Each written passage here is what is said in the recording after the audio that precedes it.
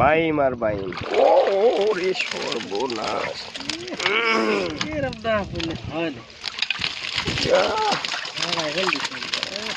দেখুন শুধু বাইম আর বাইম। দেখলেন এটা আসলে অসাধারণ একটি জিনিস। তো এই জিনিসটার মধ্যে শুধু বাইম আর কাঁকড়া এই দুইটা জিনিসই পড়ে। তো এই যে এই দিক দিয়ে ঢুকে গিয়ে এই যে দেখুন ফুল প্রসেসটা যে আটকানো হচ্ছে দেখুন,